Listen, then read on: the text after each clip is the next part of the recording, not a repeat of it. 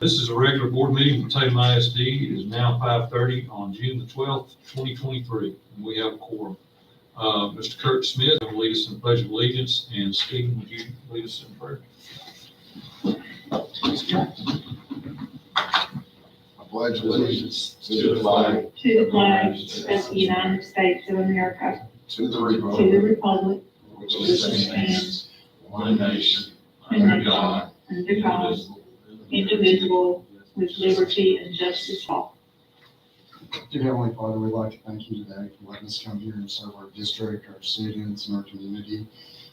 We pray that as we go through this meeting, that we make good decisions and everything that would be honorable on your side. In Jesus' name we pray. Amen. Ms. Dina, do we have anybody sign up? Yes. I need a motion to approve the consent items as presented, minutes of the regular board meeting, May 8th, 2023, and district meal prices for 2023-24. Have a motion made by Mr. Smith, Second. seconded by Mr. Skinner. All in favor, raise your right hand. Mr. President, I'm gonna let Mr. Milam go ahead and speak. We're good. We good? Yes. Okay. All right. So, the first thing is the public notice of intent to apply for federal grants. You'll recall ESSER came out, back in I guess when COVID came about. And, I just have to let you know that we have to do a survey periodically. Y'all have read the surveys once they're done and they're completed. And, so we use these one-time federal funds, try to use them effectively and efficiently. They're one-time, short-term types of expenditures to address identified needs caused by the pandemic. And again, that comprehensive needs assessment survey for public comment will be up on our district webpage until June 15th of 23. Does anybody have any comments regarding the use of our funds? Okay, thank you. The next item I have is preliminary district testing information. I wanted to share this with you to kind of get you where we are and where we're not. So TA, when they released our preliminary scores, it came back as in likely pass. This is zone of uncertainty, and likely did not pass.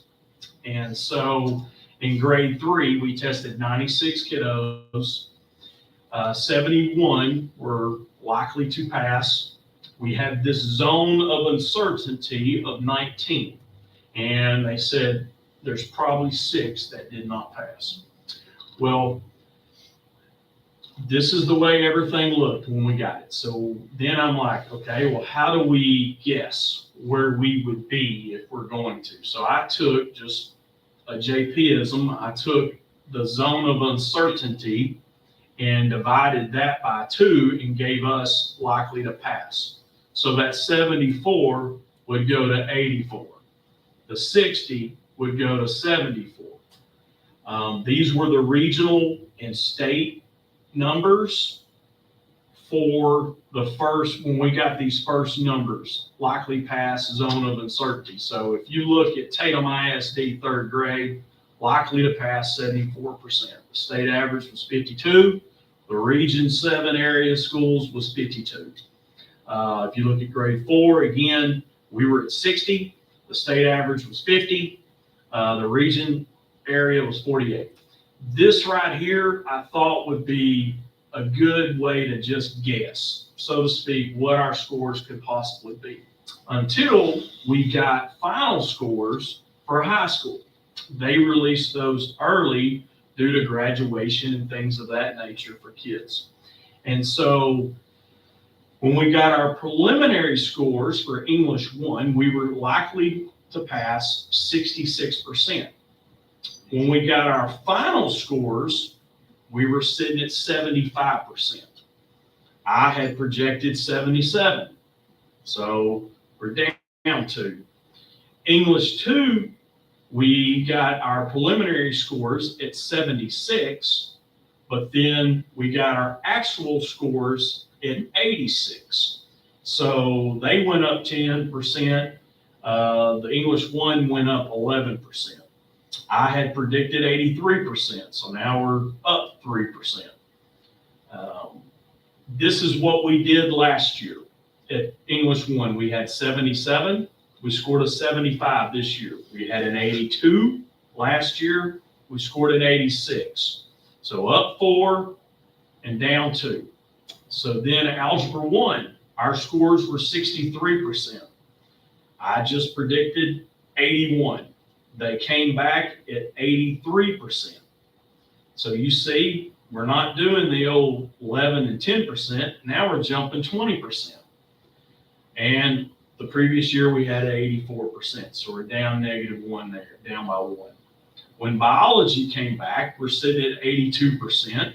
But when the actual scores came in, we jumped to 96%. I predicted 90. Last year we had 95, so we're up in biology. History, we were sitting at 91%. When the actual scores came in, where they took the zone of uncertainty kids out and moved some over here to pass and some over here to likely did not pass, we're sitting at 97%. And the previous year we're at 94%, so up 3% there. I predicted 95. So I don't know the rationale behind this. None of us know what the cutoff scores, how they're determining this. I'm telling you this because, again, when we plug in our what if data, and TEA is going to release this in September to the public, and they're going to show basically if use our data from 22 scores and plug it into this methodology that we don't even know what the methodology is. And so I'll show you a picture of what it's going to look like. But for example, this would be our district score if we used last year's scores. So we had an 89 in our district. And I know if y'all recall, we talked, I know Ms. Watson did, and I did in January, we talked about we are going to drop a letter grade. You're going to drop at least 10 points. It just so happens it was right on cue, 10 points. And so you can kind of see where the high school, they were at a 90.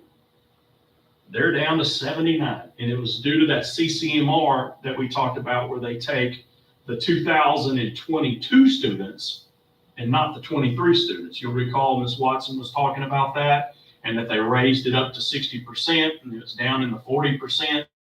So we're not going to make the CCMR this year. We will next year for sure. I can promise you that because we know what we have currently right now with the kids that just graduated. But kids that already graduated, they're being utilized for this accountability, which doesn't seem fair at all. And that's what the superintendents and people have been saying. This isn't a true reflection of our current testing, our kids that are in school right now. You're basing off kids that graduated a year ago. Basically, Jackson is one of them that would be in this loop. Middle school, 73. Elementary, they stay around the same at 87. So again, this is not what our results are for next year, but this is how TEA is trying to spin it. And so when TEA comes out with your rating for the public to see, here's what we had in 21-22. This would be an 89 for the district. Well, they're going to put this thing called what if. And so they're going to say, well, we're using the data here and plugging it in to this accountability. So really the district should have received a 92, but this year they got a 93. Very misleading because what they're trying to do, this is another reason I'm saying the scores are not going to be good across the entire state because I've never seen him do this. where you put a what if score. And we've all been in this business long enough. We've gone from tax, we've gone from all these different tests. When there's a new test out, he doesn't play the what if game to try to help massage boards, communities, superintendents to make them feel better. You know, well, we went from a 95 to a 93. That's not even possible, but because normally we would have a 89 here, and now this 92 is going to show 79. And so whatever we get right here won't sting as bad, because in his eyes, he's going, well, we're going to help y'all out because we're going to show a 79 right here. So if you get a 73, it's not that big of a sting. Well, yeah, it is, because really we got a 89 and we went to a 73. Are you following me on this at all? So the other side of this is accountability has not been, the public comment period ends June 20th. So right now, the public can comment on what the accountability should be. So we don't even know what the cutoff scores are. We don't know anything about accountability. And so June 9th, we were supposed to get this A through F estimator. Friday, we got something, but it had nothing to do with that. We can't even estimate what our district will be based off of what they sent, because we do not have 3rd through 8th grade scores. The only scores we have is the high school EOC that we got May 31st. August the 11th, we will finally learn what our 3rd graders through 8th graders did on the test. So we will know a little bit more then. And then on August the 16th, about 5 days later, the results where a family member can log in and see their child. You can do that now. You can see what your kids did. So then early September, we will have the final accountability manual adopted and released to tell us how our accountability ratings will be. Early September, the A through F district communications toolkit will be out, and we can start communicating, okay, this is how we think we're going to be ready. September the 26th, A through F readings will be released to districts via TEAL.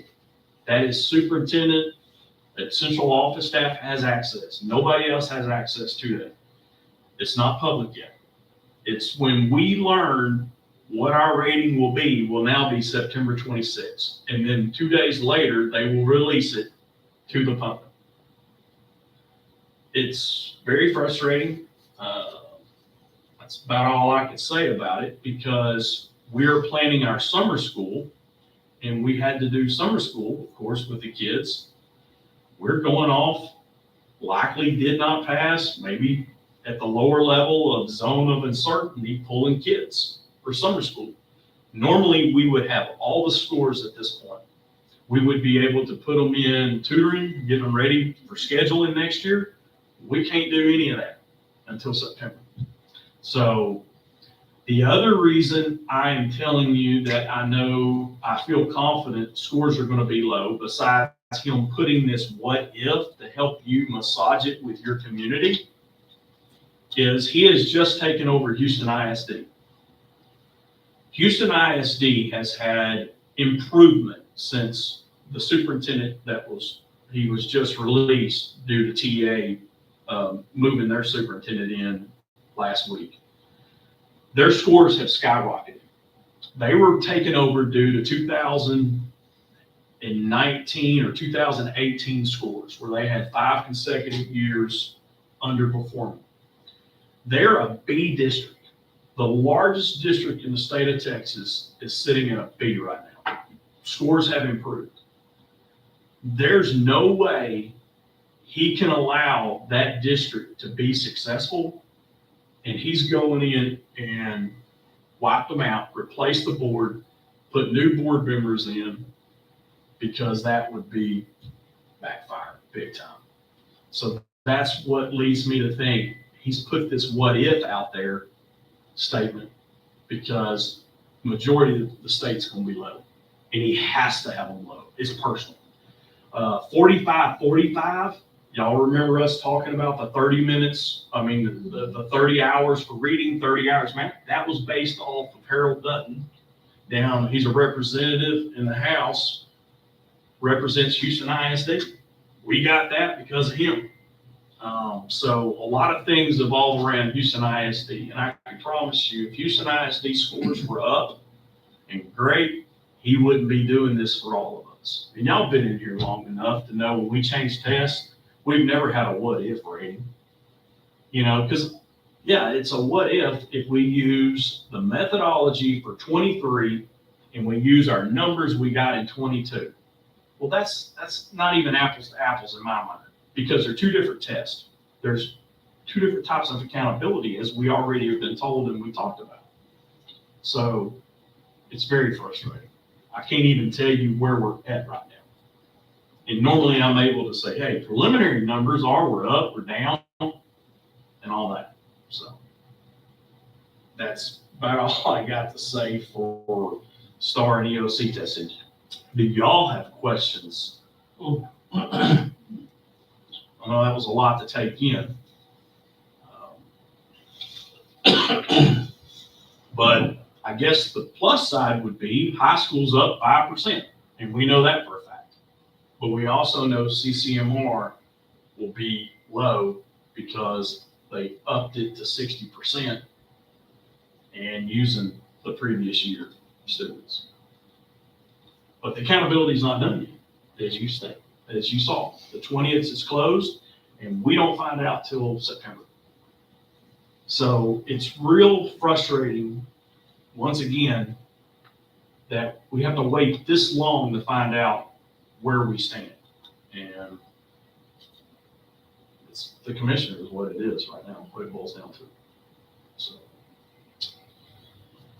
all right, that good news. We'll move along here. The next thing is just give you a beautiful legislative update. Absolutely, in a nutshell, nothing has happened for public education. Every state employee has received raises, except public education teachers. They have not. The governor has pretty much used that as a leverage for his voucher bill. He is for vouchers. He wants to allow people to, I think it was up to $8,000 per kid to go to a private school. So that was money that should have been public ed money. Right now, the House is standing strong and saying, hey, we don't want any vouchers. The Senate, they're pushing for vouchers, and the governor's pushing for vouchers. What I'm afraid and what I've heard is we will have multiple special sessions. The governor's, and this is just hearsay, that he is looking to have the teacher pay raises or the school finance and all that tied in with vouchers in September when all the teachers are back to work. You can read a lot of that online is what they're suggesting right now. Just to kind of run through a few things that changed that you might pique your interest. We can hire volunteer chaplains to be school counselors. Also, you do not have to have classroom experience to be a school counselor. If you've been in the armed forces and were honorably discharged, retired, or released from active duty, you can get a standard certification to help teach. That's for the teaching shortage that we have nowadays. Pre-K teachers do not necessarily have to be certified anymore. If you work for, you have at least 2 years experience in an accredited child care program, and you meet one of these child development associate certification, Montessori, or you have an associate's or baccalaureate degree in early childhood, 8 years of experience, and then a nationally accredited, so you can read all that. Religion, no testing on these religious days. I don't think that's necessarily anything new. Also, if a student wants to be excused for an absence for a holy day, the parent can write the letter now. It used to be you had to have the clergy, the pastor, or someone write the letter. Let's see. Also, you cannot prohibit anybody from putting "In God We Trust" up as well. Today, they talked about the 10 Commandments being placed in the classrooms, that would be all right. But that has not been voted on, I will add to that. That was the thing going on in the Senate today because they were meeting about that, and that has nothing to do with what the governor sent them back to do in this special session, which I'll touch on here in a little bit. Also, if you got a junior or senior in high school and you want to have a career investigation day, that's okay. Kids can be excused for that. We got to train our kids, which I think is a good thing, in 7 through 12, how to use the AEDs. I don't have a problem with that. The Crown Act bill deals with hair policy and dress and grooming for extracurricular activity. You cannot discriminate against hair texture or any type of different hairstyles associated with race. Governor signed that bill this afternoon. Let's see. If we have a kid who is using marijuana, it is now an option to place them in DAEP. Where this came about was when districts had their DAEPs full and they had a really bad discipline issue and they couldn't get the kid in DAEP because they were all filled up. So now you can pull the kid that's in there for marijuana in DAEP and put the kid in that, you know, he attacked someone or he's required to be there. You put them in over this person. So kind of relax the law there. Safety and security. Basically, up until I guess this fall, we've always received $9.72 per student. We went up 28 cents. So it's $10 per student that we will receive. And every campus gets $15,000. You are required to have a police officer on your campus. If you cannot provide a police officer on your campus, then you have good cause to basically say we have guardians or marshals or something of that nature. But if you can't do a guardian or you can't hire a police officer, then you could possibly have a TA conservator come into your district, would not oversee the board, but they would just oversee the safety portion of it. Also, I think this is a good one. If you have a guardian or marshal program and you travel from district to district and you're playing in a district, you can get an MOU for your guardians to travel with your team, for your fans, and so forth. I know a lot of districts have already have done that. I've done it. If we've had a ball game here and that district had guardians, I would reach out to them and let them know that super team, it is okay for y'all to bring your guardians at the game. Let's see, a threat assessment. We have a threat assessment team when a kid we feel is going to injure themselves, injured others. We now have to notify the parent to let them know we will be investigating them. And then after completing the threat assessment, we must provide the parent the findings of that. So we've got to stop before we do the investigation and investigate them. UIL, if you will take homeschool kids, they'll give you $1,500 for those kids. A lot of districts do not take homeschool kids, but the legislature's going to say okay, if you'll take a homeschool kid in your community, we'll pay you $1,500 to do that. Let's see, a couple other ones.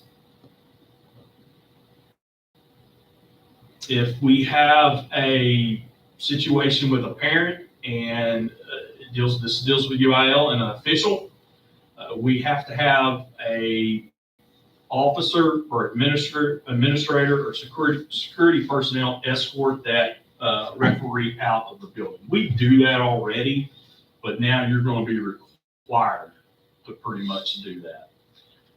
Special education, if a child has some type of disability, now we're going to be required to teach them how to interact with a law enforcement officer when they get pulled over. Because depending on what that disability may be, you know, that officer might think something else is going on. So I think that's a good thing. I don't have a problem with that. Accelerator learning, this was the 45-45 bill I was talking to you about, where we used to have to do 30 hours. It's been knocked down to 15 hours. It is all reading, language arts, and math are required for 2. If you fail science or social studies and you failed reading, language arts, and math, you just do reading, languages, and arts and math. If you failed math and science, you still got to do science. You don't get out of it. So the other good thing is they took away the accelerated learning committees that had to meet, and also parents can opt out. There were some parents able to opt out, but the majority of the parents could not opt out of the accelerated learning. So that's a good thing. Library books, we all know that's been a big deal. And so we will have the vendors will be rating their books. We cannot purchase books from these vendors that are on this list. And then we have to review all sexually relevant material and determine whether to retain the book. And then the district must also submit to the agency a report of each book that we rate that way. So I know y'all probably seen all the stuff about library books and everything. So the library book bill is headed our way. They've got a curriculum that you can go with this high quality instruction material that's out there. It's called TEA's Open Educational Resources. If you do that, then the school district will receive, let's say $40 a student for utilizing this. This is scary because the last time you'll recall that when the state presented something called C-Scope out there, and the districts all went into it, and then we found out there was some stuff going on in C-Scope that wasn't correct. So hopefully we won't run into that. Cost of living for our retired teachers, this was a great thing. If you're 75 and older, they'll get a $7,500 check. This is passed. 70 to 74, they get a $2,400 one. And then here it is, 2% if you retire between 13 and 20, 4% between 01 and 13, and then 6% for those that retired before 2001. And this is something that we've all pushed for a COLA, cost of living adjustment for our retired teachers. They have not had anything. My mom retired years ago, and every now and then she'd get that 13th check. But this will go a long way with the 6% for them. And now where we're at right now. The Senate property tax. We're at a standstill right now. The governor is mad at the lieutenant governor. Lieutenant governor is mad at the governor, and the lieutenant governor is mad at the speaker. So everybody's mad at each other, and so nothing's being done down there. But to kind of give you a breakdown real quick, the Senate property tax was to go to a $100,000 homestead. However, the House would not approve it because, once again, when you go to a $100,000 homestead, your businesses are not going to reap benefits from that. It's only the homeowner will reap benefits. And then we all know if they're not going to compress that tax rate of the school districts, it's gonna keep going up. The appraisal is gonna keep going up. So it's just a matter of time. If you don't compress your tax rate and your appraisals keep going up, yeah, it's gonna catch back up. Well, that's what the House does. It compresses our tax rate, I believe like 16 pennies. It's gonna drop it. So they're gonna leave it at 40,000 is where the House is right now, but they're gonna drop our tax rate and they're gonna fund to make it up for that. You follow me on that? So the House came in the special session. They met, passed a border security thing that the governor had on the list, and then said to the Senate, take it or leave it. And they didn't even discuss it, and they went home. About, 2 weeks ago they went home? And they haven't been back. They signed out. So basically, you can't come back for any reason unless the governor calls a special session. So now the Senate, they can't do anything unless they pass the House bill. They have their own property tax bill, but they can't do anything because the House isn't in session. So we're just kind of sitting around waiting on the 30 days to get up. So this will end. I guess the lieutenant, my mind's going like I'm talking so much. Lieutenant governor, he cannot. You have to be back every 3 days. So he'll bring them back. Like today, he came in for 30 seconds, gavelled them in, gavelled them out. They'll be back Thursday. It's a game. It's a shame because we can't get anything done. We can't get anything passed because the governor likes the House plan and the lieutenant governor's like, you got to go with our plan. And the lieutenant governor has challenged the governor to a Lincoln Douglas 45-minute debate. I mean, it is just, I can't make it up.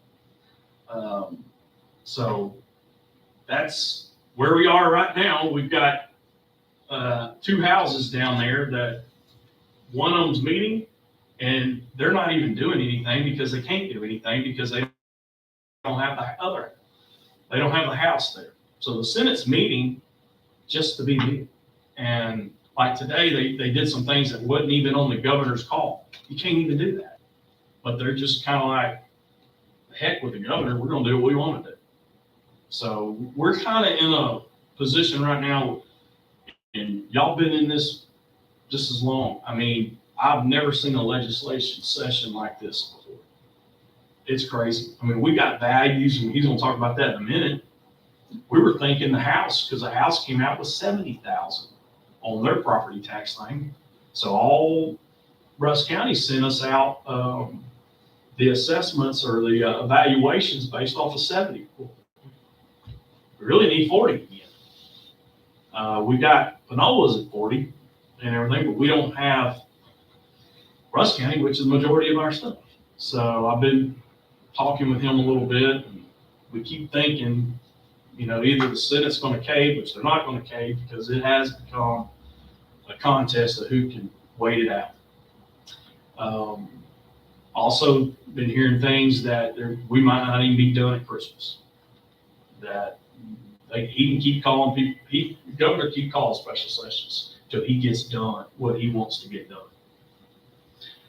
I'll be honest, I'm nervous about rural districts and vouchers that they need the money. I think probably what will happen is if it's September, I think it's crazy to wait till September. I think he'll do something in July because with the finance and with the teacher raises, I think that's just a nightmare to do that. And that's going to hurt everybody that's going to run again. They're going to have people run against them because of it. But I think he's going to put so much money in education that some of the districts are going to start lobbying their representatives and senators to go, or mainly representatives, because we know where our senator stands, take the money. We'll take a voucher because the money's going to look so good to them. And again, you have to fund, go back to that safety bill. let's say a police officer with all of the benefits and everything is $70,000. You get, for Tatum ISD, we get $15,000 per campus. You do the math. And then you get $10 a kid. So if we've got to technically have 4 police officers, that's $280,000. The money we get from the state doesn't touch it. It's another one of those, and y'all heard this before, unfunded mandate is what it's going to be. But I'm afraid they're going to throw a bunch of money at educators, and people are going to not stick to, okay, no vouchers. They're going to say, okay, we'll let you have your vouchers. And it's just, to me, that's just not a good thing, as we all know. That's public ed money going to private schools. In rural like us, we won't have many people take that. It's mainly the big cities. They might take it. But if you're a person in low socioeconomic, last thing you're going to do is take $8,000.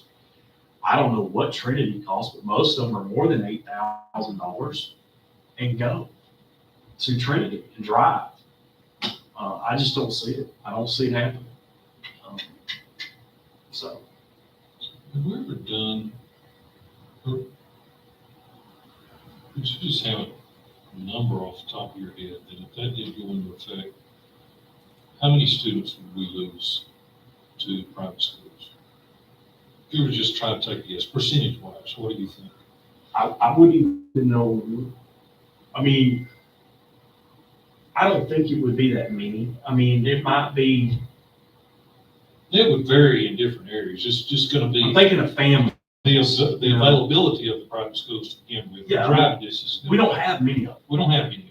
But in your metroplexes, you do. Oh, yeah. There's only 500 million for this. Yeah. So they're not going to be able to get, I saw something the other day. The governor wants every student to be able to do it, but that would cost 15 billion. All we got is 500 million, or that they set aside for this. So it's not going to touch every kid. It's going to be more of a first come, first serve. You know, the only thing I would say is we could pull our transfer or, our leavers when they leave. I get that every year. I think I've shared that with y'all, where the kids go and all that. We could look at that. If you've got any kids that are currently in your district that are going to private school, they can take full advantage of this. Yeah. I don't know who that would be currently right now, but y'all might know, there's a family over here that goes to a private school. So within reasonable driving distance of our district, you've got Full Armor in Henderson, you've got Trinity in Marshall. Is there another one in Marshall? Just Trinity, and then you've got And Trinity and Longview, you got and Trinity and Long, St. Paul, I mean, Yeah, that's all St. Saints. Mary's. St. Mary's. St. But Mary's. how quick will those fill up? And then there's no room for the kids to Yeah. go Right, they private. can only take some. Most of them are that's- probably going to be that's soaked up by Well, people in. In the town, right, that they're not gonna take them. And that's part of the other issue too, is what you just said, they're not gonna take them. They get to pick and choose, Yeah. and we don't. Mm-hmm. Billy Bad Boy moves to town, we don't get to go, apply, and we'll look at you and see if we got room for you. Right. That's exactly what a voucher is for a private school. Private school has the accountability. Yeah, I mean, I've told y'all this. I'll be one of the first superintendents to say, hey, I'm for vouchers. Give us the same accountability and Yeah. same rules. Well, isn't what he's talking about doing? Isn't he talking about doing away with the STAR in order to get the vouchers? I thought I'd read something where that was really a deal. Oh, I'd love for that to be a deal. That might have been something that some people were spouting out there. The governor had a task force, y'all might recall, met for an entire year with teachers and educators. What do we want? What do we need to help this teacher workforce? Basic allotment needed to go up 1,000. That hadn't gone up. That's how we had the big raises back in the 19. The basic allotment went up 1,000. So, I kind of put it up here. Raise base amount of monies received for overhaul the state's school funding, heavily invest in teacher raises. Abbott formed a task force to figure out how to fix the teacher shortage. Group met for nearly recommended increasing salaries, improving teacher preparation, committing to help teachers spend less time working their off hours. None of the above has been completed. Because it won't be until he gets his little voucher bill. So, so yeah, it's been a great summer so far. And when this man's trying to prepare us a budget, it's kind of, give you an update here in a minute, it's kind of hard to do it. But whatever, I don't know. And I've said this before, it's going to take the teachers to get upset and start voting some of these people out. That is exactly what it's going to take. Our local man kind of let us down, didn't he? Oh, absolutely. Yeah. But it is, my mom, I remember when Mark White was the governor and Boss Pro and him were in this little cahoots thing. They made everybody go back and take a TCAT, I think. Yes. My mama was one of them. I remember sitting in, why is mama crying? Yes. She had to go back and take a test. Well, all those teachers got mad and voted him out and put Ann Richards in. And that was Ann Richards, Democrat, she beat the Republican. That was the best time we've ever had in education when Ann Richards was the governor for public ed, anyway. And that's what it's going to take, because we got representatives, it's all about themselves. We got senators, it's all about themselves. You know, we spent a whole day on the Attorney General trial. We've got that coming up. They're going to have that trial. Our local senator, he ought to, I'll tell you on record, he ought to excuse himself. He's involved in it. And so, but we'll see if he excuses himself. But you got our representative, he voted not to go forward with the impeachment of Attorney General, of the Attorney General. Hughes? No, Hughes is senator. Yeah. The House heard it. They were like the grand jury. They got to hear all the information. And they get to decide, do we pass it on to the courts? Basically, is how this works. The Senate will be the judge and jury, so to speak.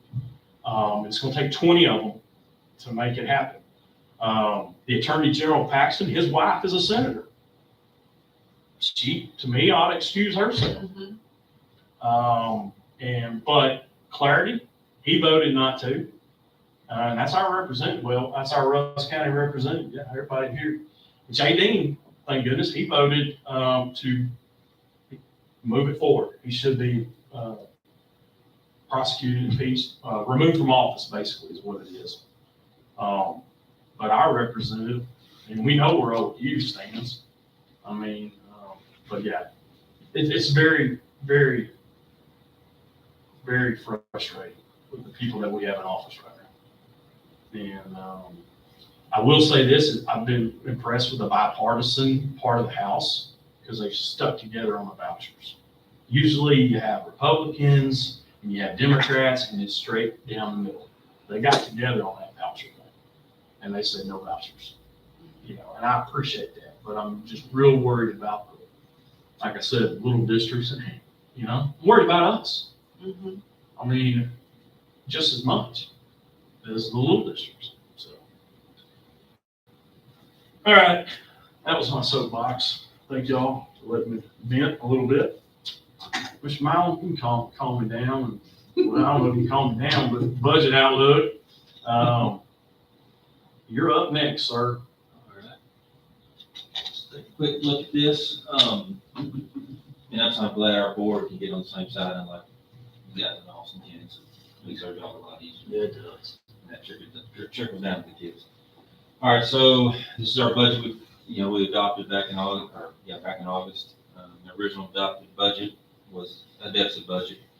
And it's a larger deficit now, and that's because of the things that we added over the last few months, which was, the roof, the vehicles, playground equipment, So all that's included into that budget, and that's why it's a deficit, because we are using our fund balance to fix our roofs and buy the vehicles and whatnot. So, but I just want to add that to the budget so we can see it plainly. Now that's if we spend, again, every dime that we budget for, which, usually not the case. So that's, that's worst case scenario, and that approximately gets our fund balance, around 6.4. Again, if we spend every dime. Now, again, if the projects spill over into next year's budget, we are going to be able to do some accounting things that still will reflect to this year's fund balance. Then just be moved forward as a payable. From what I understand, we've never had debt before, so I'm pretty sure that's how it works. Any questions there? Now, if you go up just a little bit more. So you see that tax rate of 0.9148 on the M&O side. That's the tax rate that Dr. Richardson is referring to as getting compressed to approximately, which we're going to see in a minute.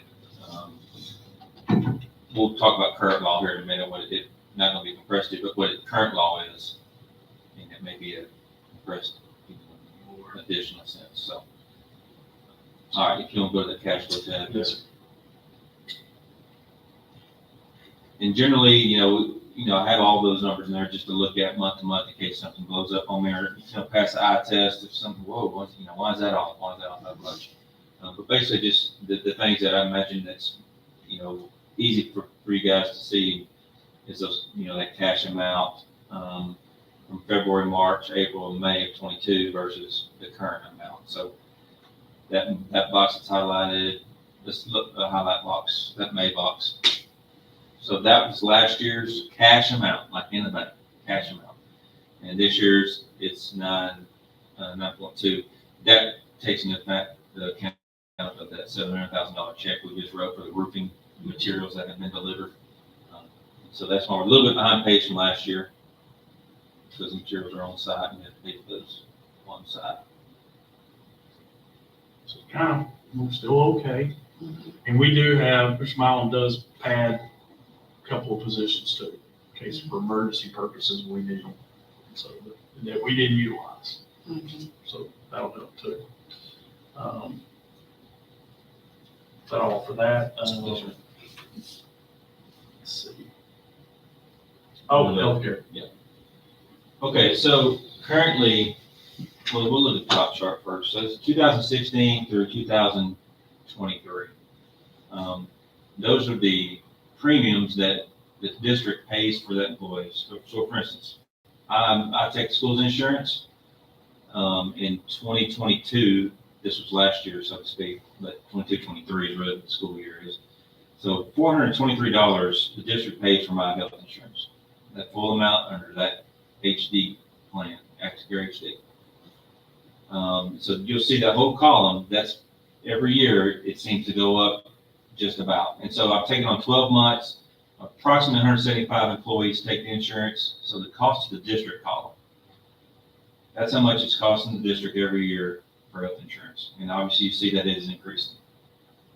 Next year to the tune of about, because it went up to $456, which is $33 a month per employee per month.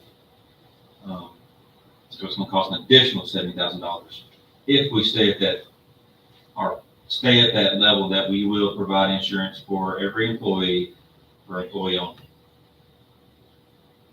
So next year, 2023, now, well, let's look at the other school districts. We just kind of looked at some other school districts around here and kind of what they're doing, how much they pay per employee. Now, I will tell you, I mean, that's a big reason why we do get some good teachers in here, because we do pay that health insurance. And those are what other school districts provide currently this past year. I'm not saying that for the next year, but that's what they do this past year.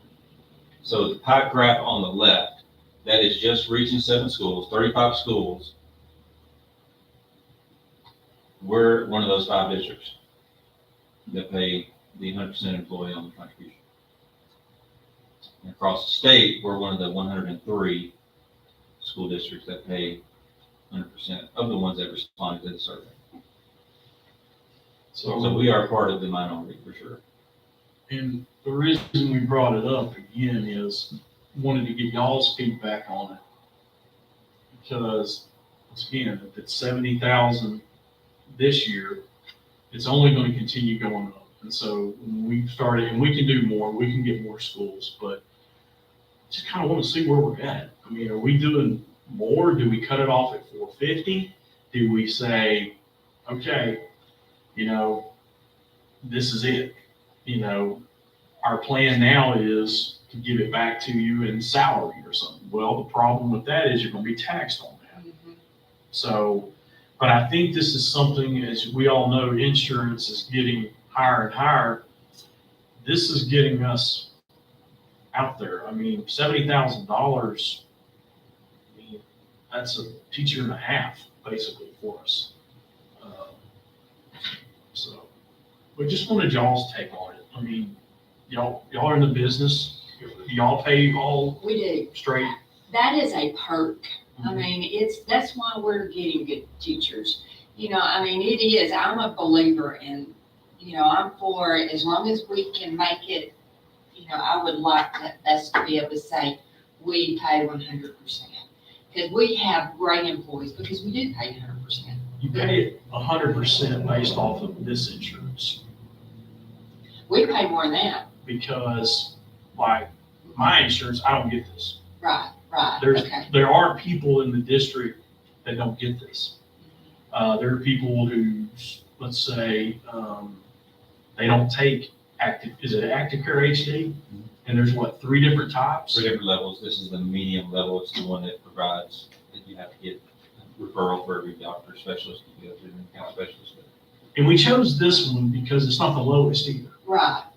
Yeah, we could have chosen the lowest when they came out with the new insurance. And Mr. Mile and I talked, and I agreed with him. I think it's our employees, let's go medium,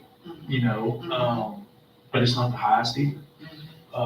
And We didn't want to spend a bunch of money on a plan that in the end just frustrates your employees trying to get stuff paid for. And that's what you wind up getting with that. The low end. And low end. Yeah. It's a hassle for them. Sure. But I just want, when we say, be careful, when we say we pay for all employees, we've had employees fight us on that and say, well, I already have insurance over here. Can I have the $456? True. And we go, no, it doesn't work that way. Yeah. And it can be some hard feelings, so to speak. So we always I run into the same thing with insurance for my people. I'm sure you do Yeah, too. You just wanna be because careful. it's like, people that have, And they you get, can't explain it to them where they understand Yeah. as a person. If those other people are getting it, they do not understand why right. it's okay, any different for you to just give them the money. Right. And I'm not recommending that because that 69.3 would go way up. Yeah, then. exactly. That's not right either. So I just kind of we wanted your consensus on what y'all thought about, do we continue doing this? And will there ever be an and we don't have to make a decision today, Right. but we're gonna have to make something pretty soon, by August at least, when we start paying for the new employees and all that.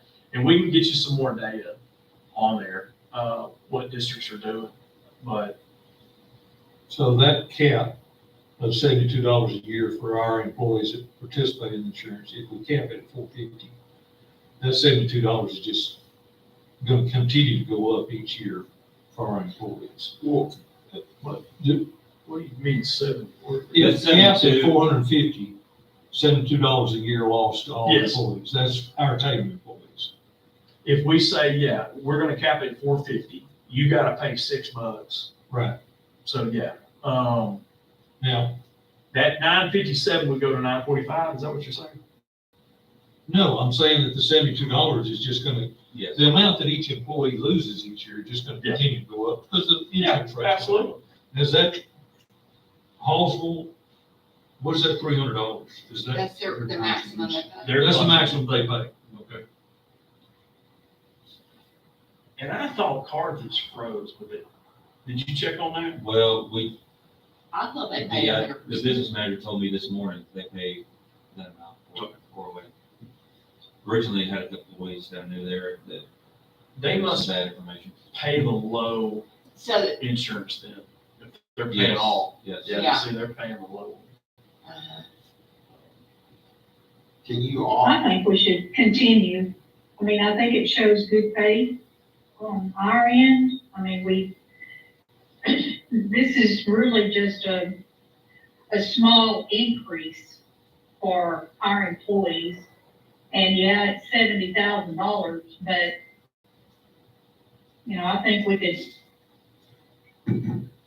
I think we can pay the additional 70,000. Now, if we may get to a point to where we do want to cap it, I'd say if it gets,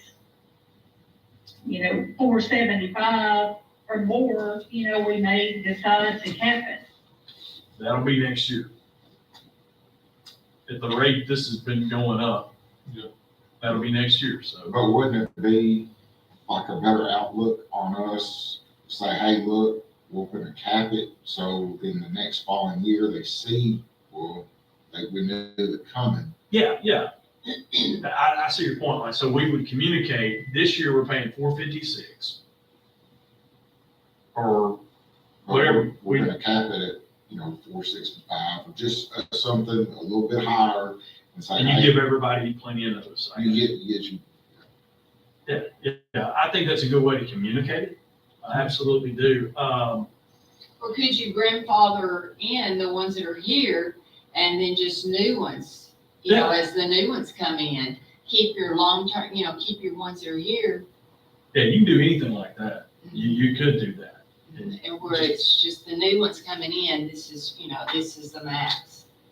Yeah, or we just, like do 450 or whatever for new ones. So, Yeah, but would you continue paying it you would continue paying it for everybody that's continuing here, right? If that goes to 500, You wouldn't cap it. right. And At some point. But, What everyone else is. That's correct. Even if you did cap, I mhm. mean, we're twice the amount that everyone else is offering.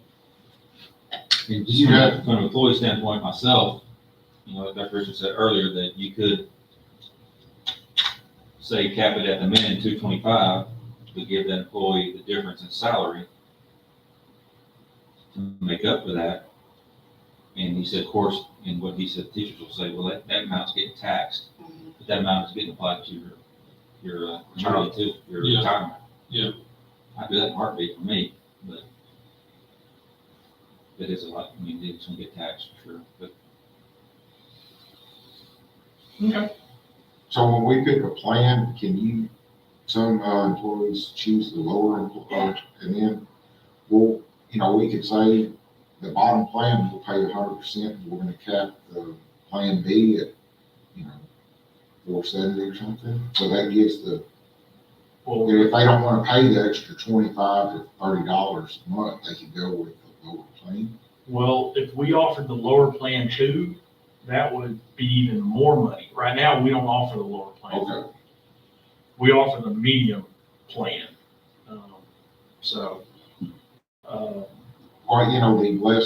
Or, the lesser of the plans is what I was. So you're saying take That if they don't wanna get paid, they don't want to be capped and paid the $25 or whatever, they can take a lower they plan. can take the lower plan and save the $25. And that could be an option too. And how we do it on the payroll side of things, if we say, like this past year, 423 is what we're paying. So if somebody took the cheaper plan, $400, there's $23 we're still gonna apply to their vision, dental, and life insurance. So it follows other benefits. So it's not just health. 423 is what we're paying if you wanna buy that medium plan, but if you go cheap, we'll pay whatever's left over in that amount, we apply it to their health and their dental and vision insurance premiums, which is not very much. And we But it do, does cover that. and we provide, we don't charge the employees, $25,000 life insurance policy? So, So we do that too on top of that, as well. Okay. Brandon, do you think that the younger teachers, say, younger than you, would see the benefit in that money coming to them in the form of salary going towards a retirement? Yeah, they're At the educated. younger age, I don't think they would If recognize. they're educated, and I was talking to Dan about this earlier, because we were questioning some things about some paychecks, and I was like, man, I don't even remember looking at my paycheck till I was 10 years into it. Because retirement so far in mind. Yeah. In that, you know, they want that money up front. I would, if I was young, trying to start a family, something like that. Whichever way we roll it up and present it, or whichever path we go down, it's all about teacher retention. That's what, in the end, it's all about, is teacher retention. And I think it's, I mean, we can roll on with it this year and then gives us a year to talk to the teachers. Get some of our teachers to survey, give us their input. Now, what would you like? Would you prefer to have it in salary, help you with retirement? Yeah, you're gonna be taxed on it. You know, there's probably, I don't know, what do you think, 25, 30 people that probably would say, yeah, I'd rather have it. Well, you Those who don't have our insurance, will say, yeah. put it Oh, in salary. absolutely they would, because they want it in salary. They It'll be want that. money. So, because they're not getting it right now. I just, Why would you even give them an option though, for Um, that to go to their salary, if this money is gonna be set aside specifically for insurance? because if we take away all insurance and we just do what the state, like 225 down here, and we just say, we're gonna give you the difference, well, I think you are going to now get those hard feelings from those employees that go, well, I kind of got it before because I didn't take that insurance, but now nobody's taking that insurance and they're getting or supposedly, you know, they're not getting it paid for, they're getting a check cut to them, basically in their salary for And taking. they don't have insurance.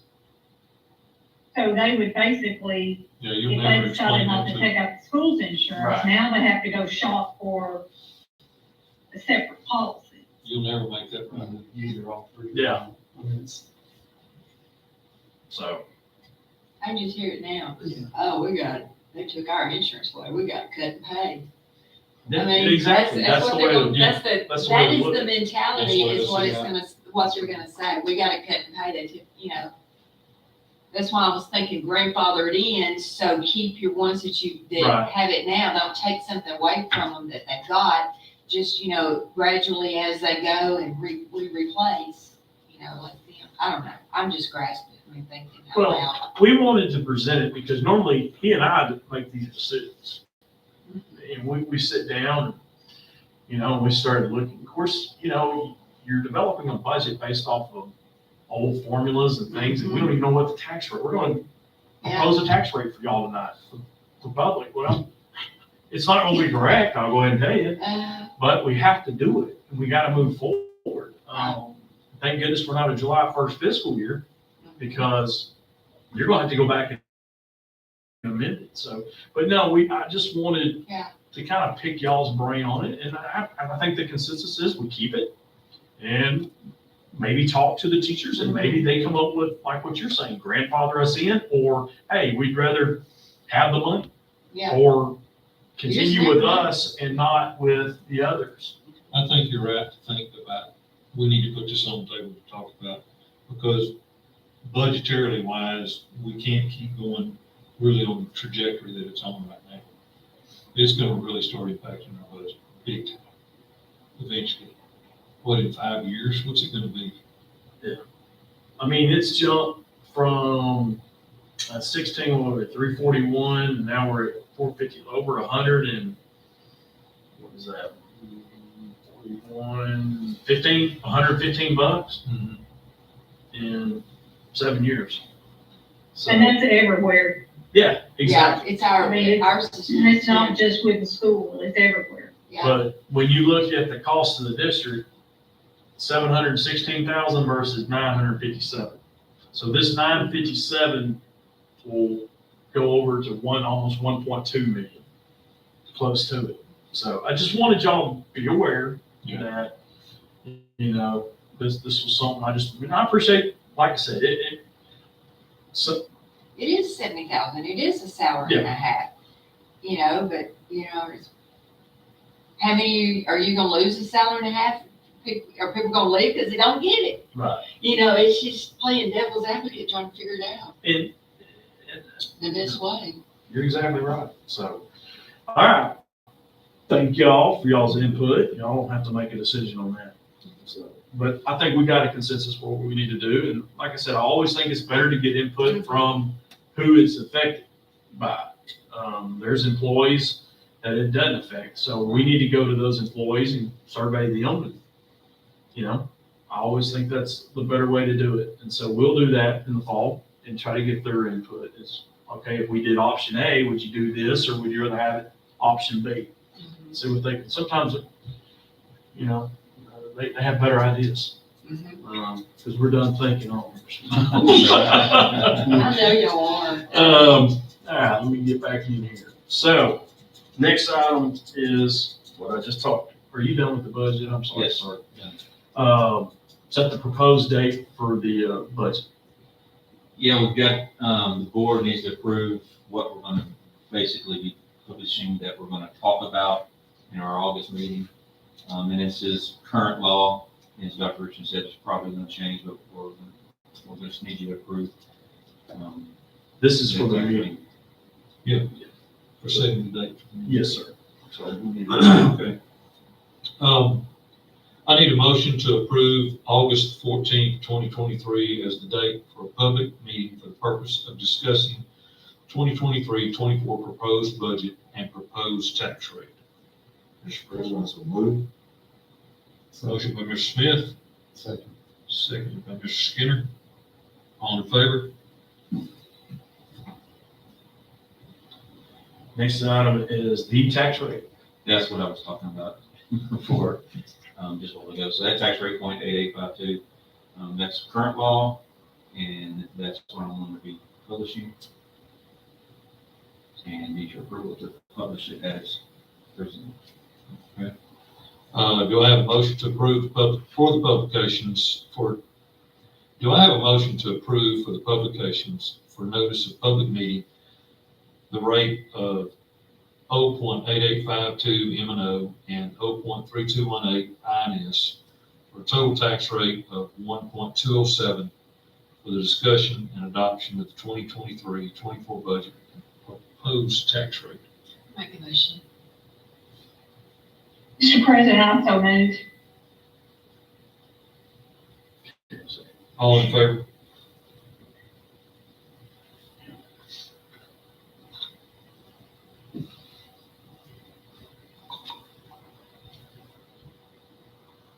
Just dealing with our depository contract.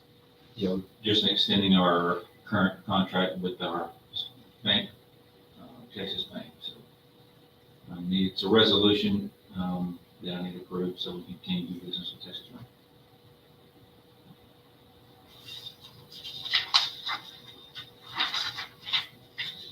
And I need a motion to approve the resolution extending depository contract for funds with Texas Bank, the second two-year term from September the 1st, 2023 through August 31st, 2025, as allowed by the Texas Education Code 45.205 as presented. Mr. President, I'll submit it. A second. All in favor?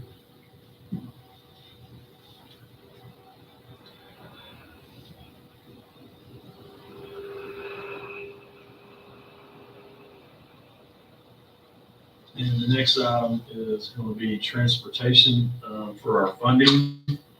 We did this last year regarding our hazardous traffic. We can get funding for kids that live within 2 miles. And so we started this last year, I believe, and this will be the second year.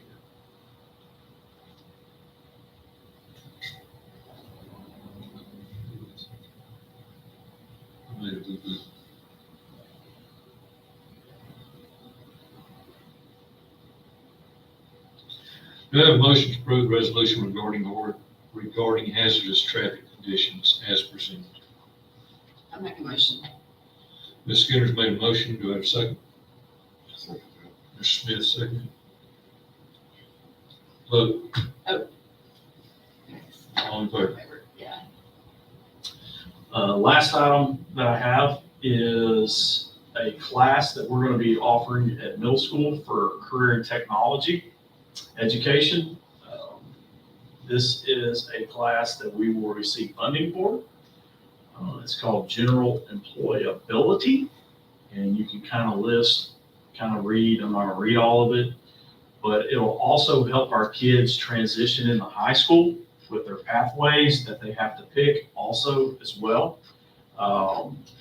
So we're really excited about this class, along with another class that we're gonna offer at high school called Adulting 101.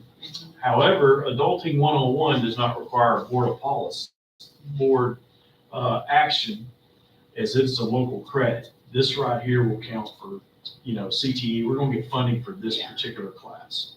But I would recommend that y'all approve this class, but I wanted to kind of let you in on the Adult 101.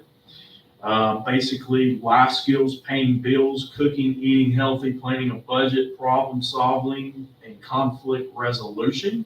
It's based out of Texas Tech University.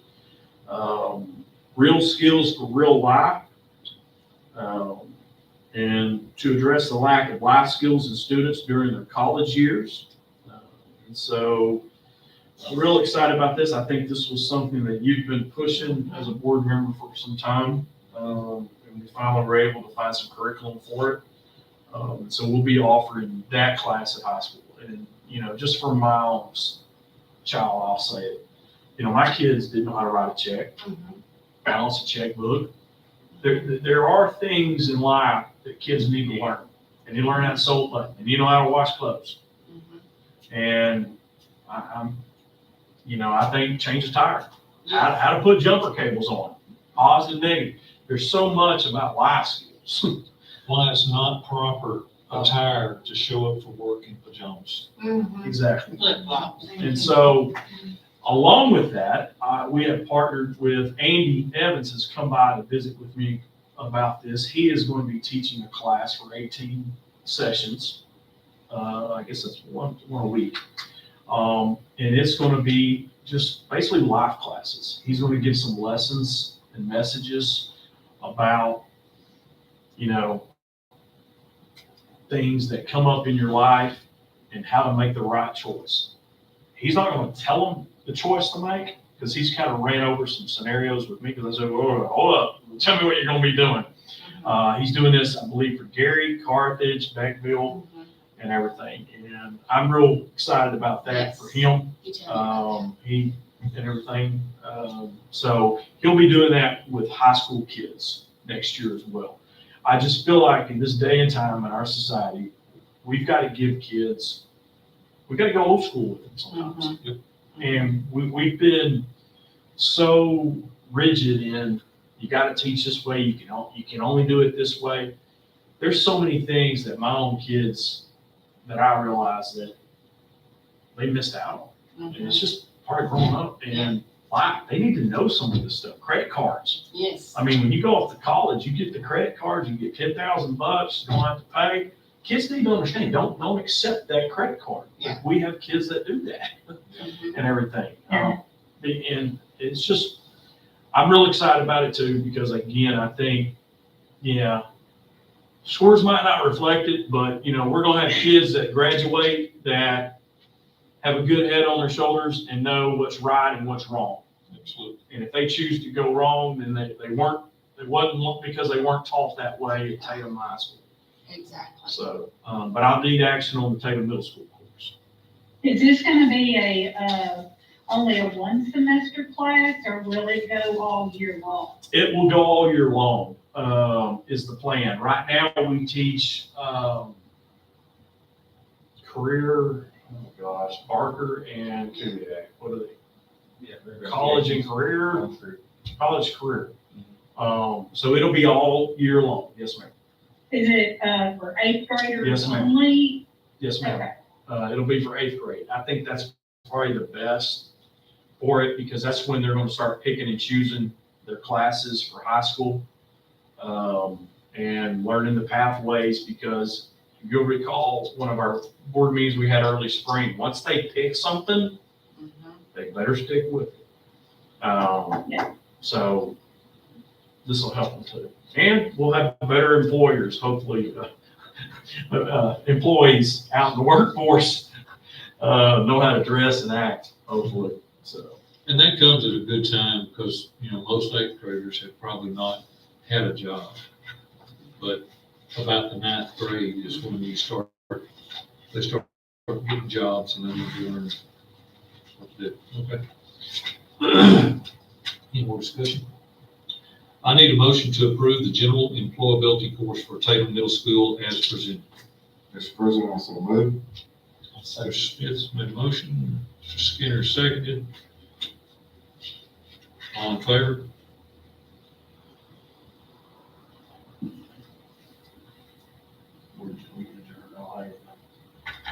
Make sure, let's see here. I do have personnel real quick, as listed right here. Just informing you because, during the summer months, we've already, superintendent has the authority to offer contracts. So these are the people currently that we've offered a contract to. Where will they be, teaching? Okay, Kay Fant will probably be at middle school or high school. Shelley will be at the primary. Right, She will be the music teacher. Okay. That's what I have no idea where Jessica. Yeah, Dave. Thank you, Ms. Sloan. So Kay will be,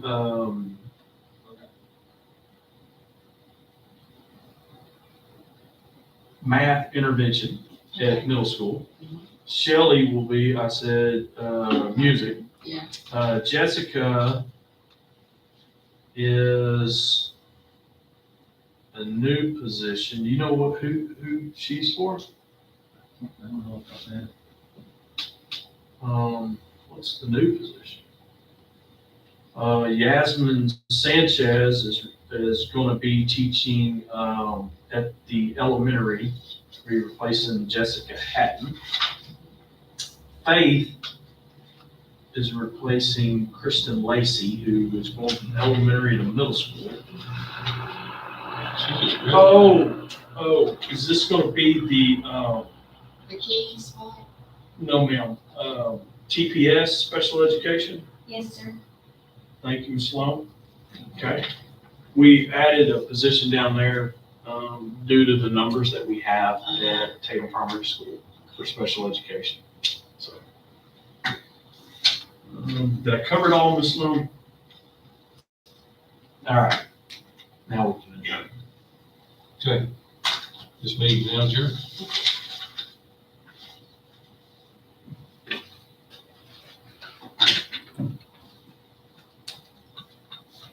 See y'all later.